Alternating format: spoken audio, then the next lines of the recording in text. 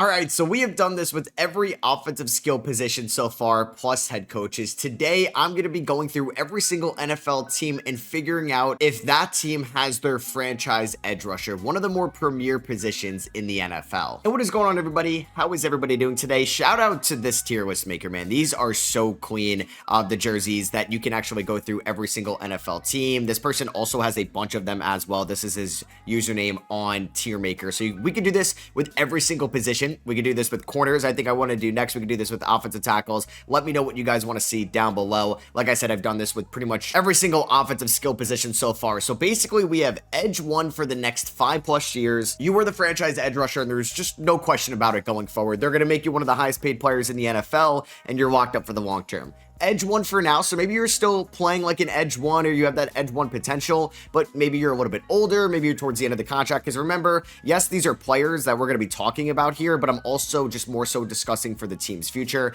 A perfect number two, but fine, maybe as a number one if you have a really strong secondary, really strong linebacking core, maybe just a really strong interior defensive line, you could be without that edge one, but they're a perfect number two. 50-50, maybe they're extremely young. We'll see if they can maybe blossom into that edge one going forward. And then you need to look elsewhere, maybe via draft this year. Maybe you're going to get a Ruben Bain or a Keldrick Falk, or maybe you're going to end up trading or signing for somebody this offseason. So yeah, these were pretty easy. Actually, no, some of these teams were kind of tough throughout this. Like for the Jaguars, I ended up going with Joshua Hines-Allen over Trayvon Walker. Maybe not that controversial. I went Brian Burns over Abdul Carter.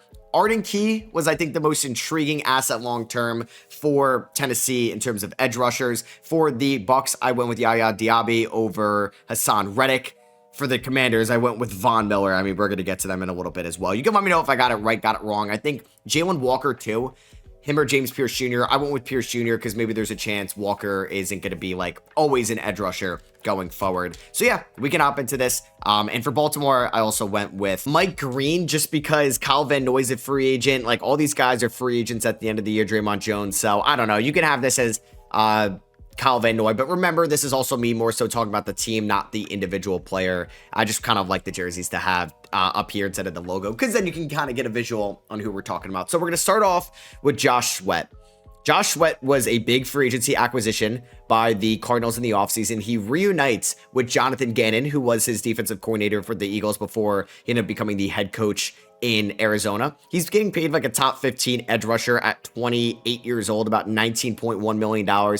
He's a free agent in 2029. And I think he's actually going to go in this middle tier. We know what Josh Sweat is at this point. We've seen the production dip a little bit now that he's not a part of this unreal edge rush or defensive line with like Jalen Carter, Milton Williams, Jordan Davis, Nolan Smith, just everybody in Philadelphia last year when they won the Super Bowl. He rightfully got paid. He was one of the best edge rushers on the market in free agency.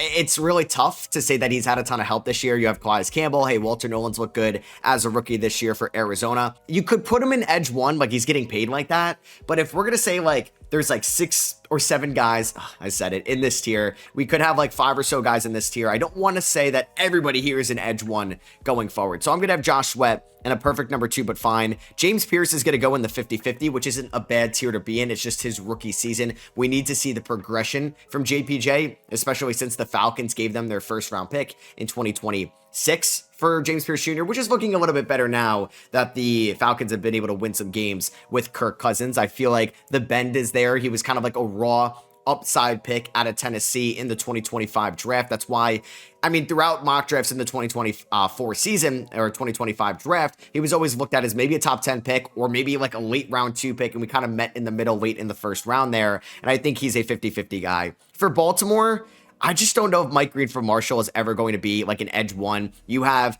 pending free agents. Kyle Van Noy is getting up there in age. This isn't a knock on Mike Green. I just don't think his ceiling is ever going to be up here. Like James Pierce Jr. has a way higher ceiling than Mike Green. So I think Baltimore needs to add an edge rusher going forward. I have no idea what Matabuke's health is going to look like long-term either. It was a very serious injury this year. And Mike Green, obviously, there was a reason why he fell in the 2025 NFL draft, and I wouldn't be surprised if Baltimore ended up getting another edge rusher going forward. The defense took a hit this year. It looks like they're getting a little bit older. The secondary is still elite when healthy. I mean, Malachi Starks up and down rookie year, but you got Kyle Hamilton, the best safety in the game, Marlon Humphrey, Nate Wiggins. They're fine there in that secondary for sure. Darius Washington, but yeah, I would say that Mike Green, or at least the Ravens, need to, I think, find a different edge rusher. Maybe they end up with Trey Hendrickson in the offseason, who knows? For Gregory Rousseau, I mean, he got extended from the Buffalo Bills, and he's having a very good year. He's making $20 million a year till 2030.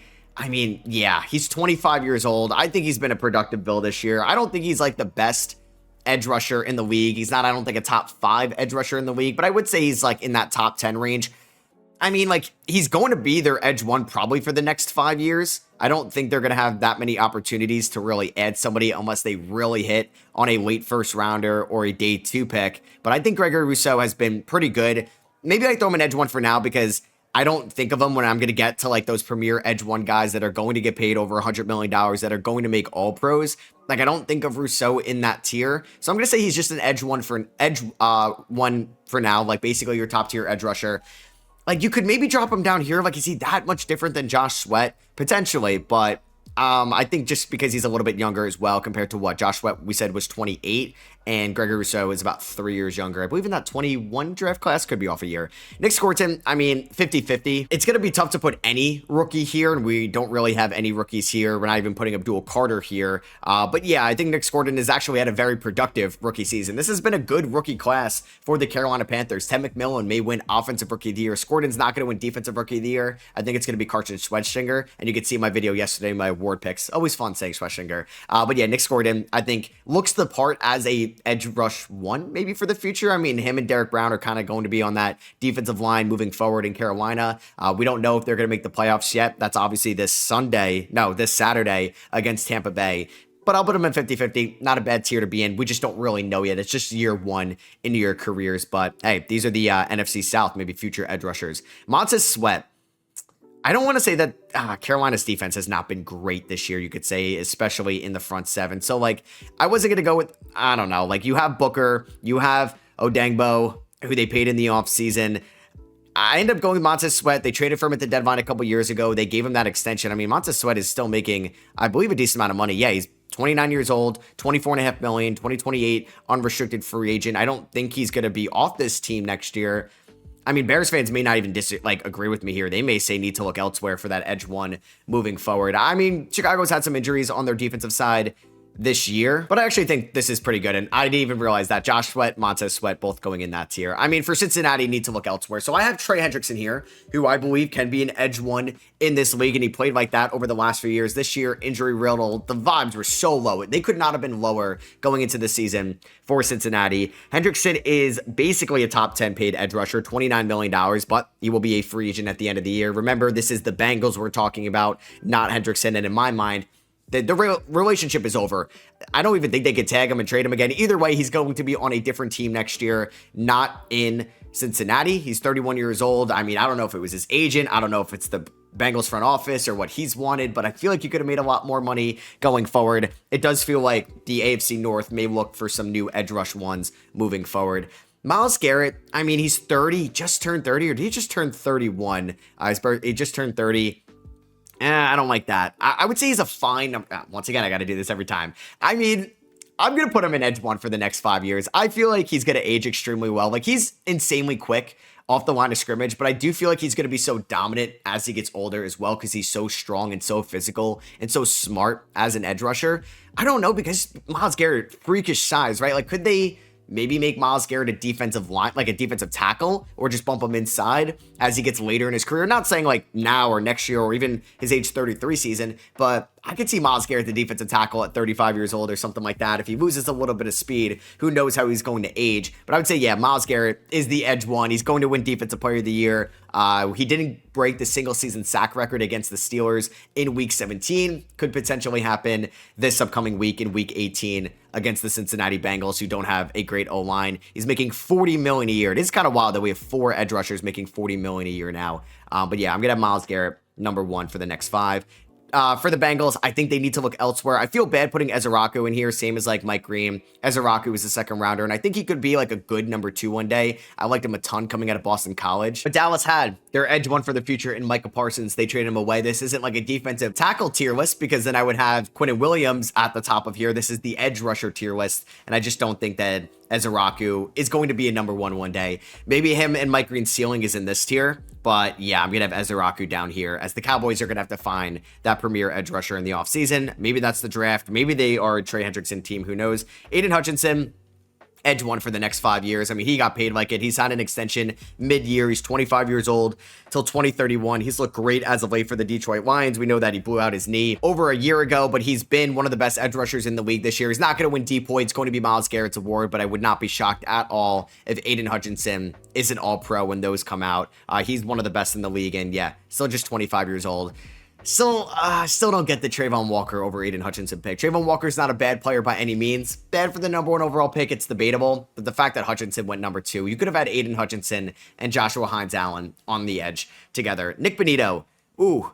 It depends how exclusive I want to make this tier. I mean, Nick Bonitto is also pretty young. He's 26 years old. He's signed till 2030. He's also an elite edge rusher in this league. I kind of want to put him in this for the next 5 years. Also not going to win DPOY this year, but he was in the running last year with his teammate Patrick Surtain. You can make an argument he was the best edge rusher in the NFL last year, and I think the former second round pick has really just shown out this year as well. And the former second rounder has also been great this year as well. You can let me know, Bills fans, if I should have him up here or Broncos fans here. Like I said, I want to make this tier 1 pretty exclusive, but I would just say, like, for now, it doesn't mean bad. It's just like, could Gregory Rousseau keep getting better or staying like this? Doesn't make him, I think, a tier 1 edge rusher, but a tier 2. Micah Parsons, edge 1 for the next 5 years. Yeah, 26 years old. He signed till 2030. He signed the largest contract for a defensive player in NFL history. He's making $46.5 million. 136 out of the 186 is fully guaranteed. He went for 2 first-round picks and Kenny Clark for somebody that was going to have to get extended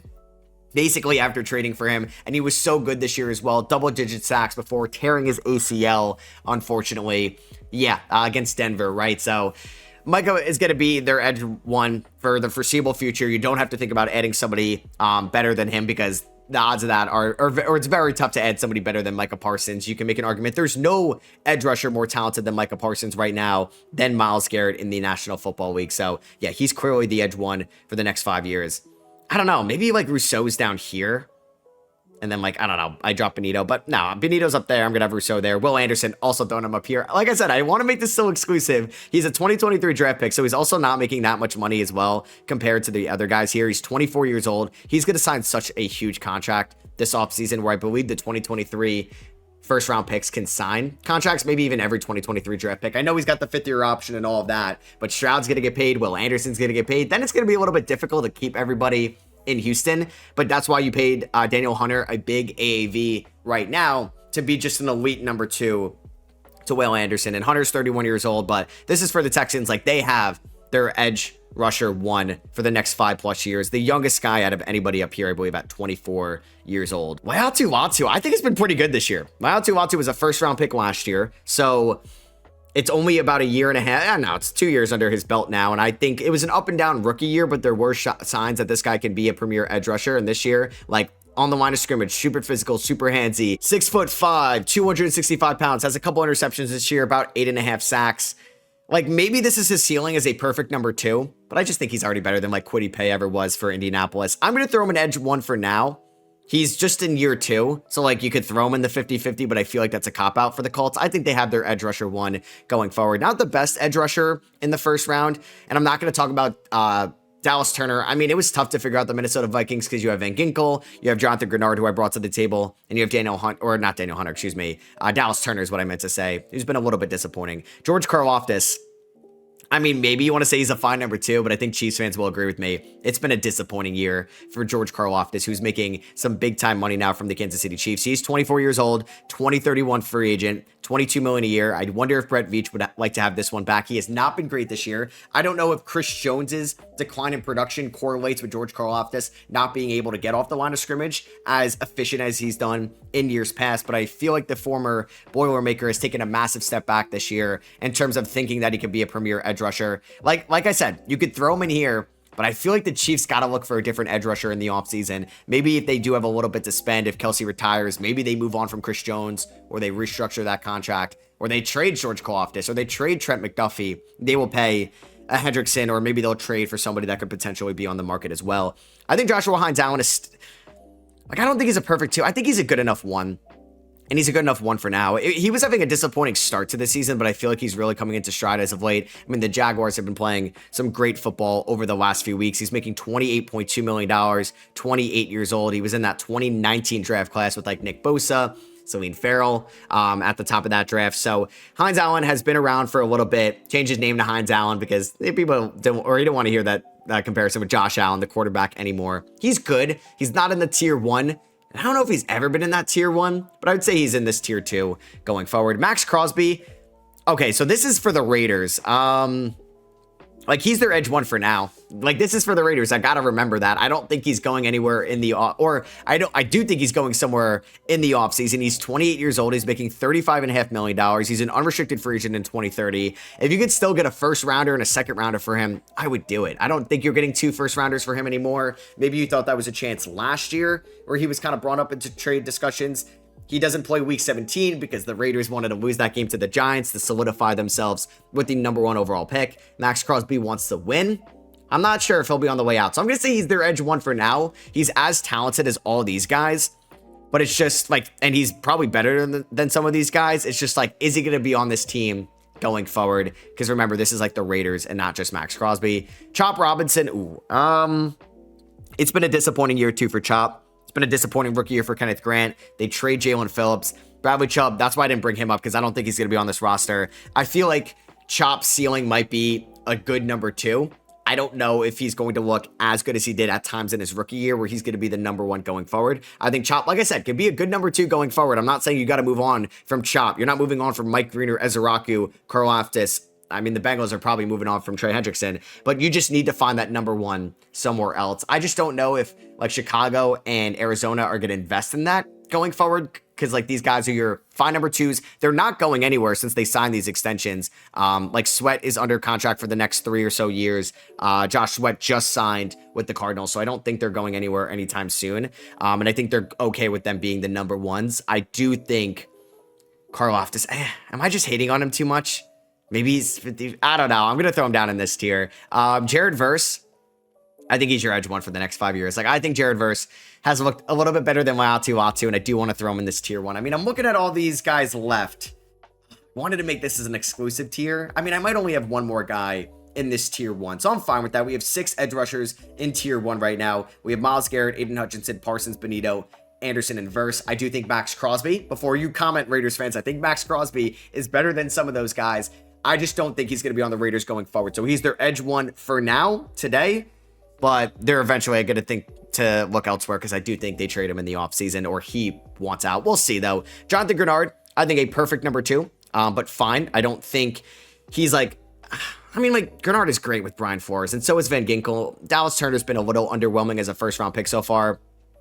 You could throw him here. I mean, Grenard did get paid by the Vikings. It's like Hunter left, or Hunter and Grenard basically swapped teams a couple off seasons ago. He's under contract for 2 more years, and he's making about 19 mil per year. He's 28 years old. Yeah, I feel like it's similar to maybe the Josh Sweat, so I'm going to do this. It's just tough with Crosby. Like, he's an outlier, it feels like. Actually, no, because I'm going to have somebody else in that tier as well. Khalil Mack, you're going to have to look elsewhere. Khalil Mack's been good, but Khalil Mack was drafted a long time ago. He is 34 years old on a 1-year deal. Yeah, I think the Chargers got to find a different edge rusher out there to be a long-term threat. I don't know who they're going to end up going with. Maybe they draft somebody.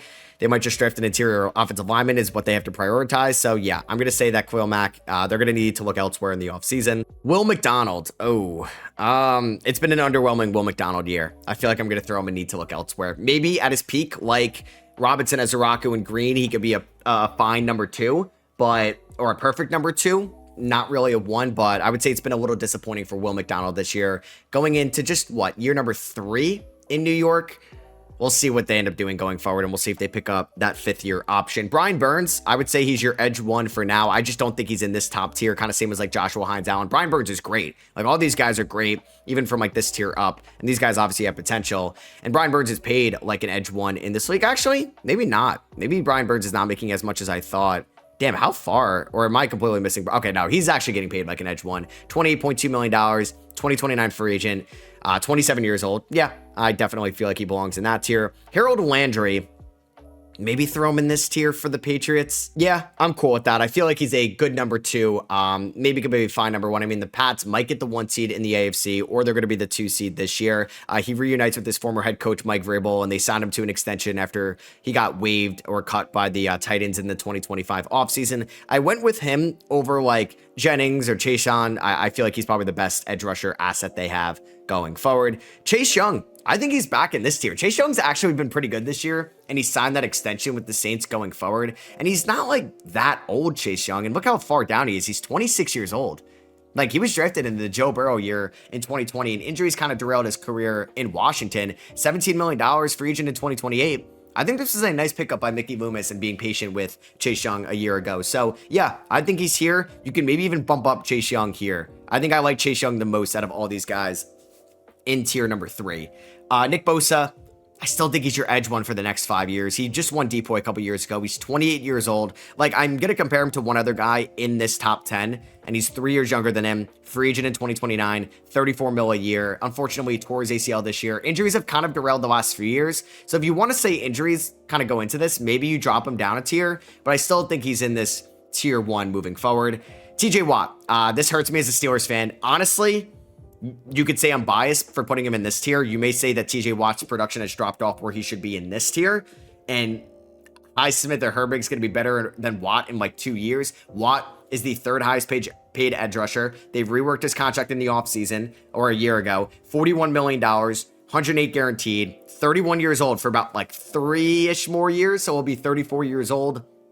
Watt does look like he lost a step. Unfortunately, like, it sucks, but like they punctured his lung. Like, it was the Tyrod Taylor thing, and he might miss their week 18 game against Baltimore. He's missed the last few weeks, which is horrible for him, and it really sucks that happened. And we'll see where his future is in Pittsburgh. They're never going to trade him. 9-8 every year, baby. I love it. I'm a Steelers fan. I love going 9-8. Hell yeah. It's my favorite thing in sports. Nolan Smith. 1 year left on the deal after this year. I'm 50-50 on Nolan Smith. I don't know if Philly needs to look elsewhere. These guys tend to ball out in their contract years as well. Yeah, I'm going to throw him in that 50-50 tier. I know he's young, or he's older than these guys, and he's younger than some of the rookies, but I don't think I'm set like the Panthers. And I mean, the Eagles defense has been so good this year. And obviously they have a beast in Jalen Carter. They have great linebackers. They have a great pair of corners out there in Mitchell and DeJean. Do you think Nolan Smith could be an edge rusher 1? I don't know. Maybe I should throw him in this tier. I mean, Nolan Smith is not getting paid a lot of money at all. Like, he's going to be down here. You have Jalen Phillips, who I could have came up with, but he's a free agent at the end of the year. Yeah, he's 24 years old. He's a free agent in 2027. Yeah, I'm going to throw him in the 50-50 because I don't know if he's going to be the guy. We'll see if they extend him in the offseason. DeMarcus Lawrence, he's been good this year. For Seattle, you could definitely go with a couple other guys as well. I feel like he's the edge one for now. I mean, Lawrence is a little bit older as well, but he's not getting paid in that top 10. He's actually down here a little bit. I wish it was easier to read. Like, he's 33 years old now. He's 33. You have Uchenna. I could have went with him as well. He's been good this year. I'm going to say he's a perfect number 2. Like, he's 33. They might have to eventually look. I don't know if I even want to put it for now. I mean, he's played like an edge rusher 1 this year, I will say. But I'm going to throw him in this tier, Lawrence. Probably the best guy in this tier, I'll say. Arden Key, yep. I mean, the Tennessee Titans basically in every position outside of quarterback and some offensive linemen and Jeffrey Simmons, they got to look to upgrade every single position in the offseason. So, yeah, Arden Key goes there. Von Miller, same thing. I mean, why am I even talking about Von Miller in the big year 2025, almost 2026? But, yeah, they're going to need to look elsewhere. And honestly, I don't know if Diaby's going to be that guy going forward, and Hassan Reddick basically signed that 1-year deal, so I'm going to throw him and need to look elsewhere. So these are also like the team logos, but we have 7 premier edge rushers, 1 for now and for the future. You have edge rusher 1 for now, but it could also be for the next 5 years if like Russo, Latu takes the leap. Crosby doesn't get traded, then you could bump him up here, and I'd be okay with that. I'm a little bit worried about Watt's production, and Burns, I mean, I think he's just not in the tier 1. I feel like this is the clear tier 1 edge rusher asset going forward, but Crosby's the wild card in this. Perfect number 2, we have 6 guys. We have 3 guys in 50-50 on the younger side, and then we have a bunch of teams that need to look elsewhere that have the upside in Green and Ezeraku and Chop Robinson, and maybe there's a Karlaftis bounce back year. Maybe there's a Will McDonald back or bounce back year, but I feel like all these teams will prioritize getting an edge rusher in some way, shape, or form this offseason. So that is going to be for me. I hope you guys did enjoy. If you did, I'd appreciate you dropping a thumbs up. Let me know which one you'd like to see next. You might actually get a double upload today as well. I might do CB1, so be on the lookout for that, and I'll catch you on the next one. Peace.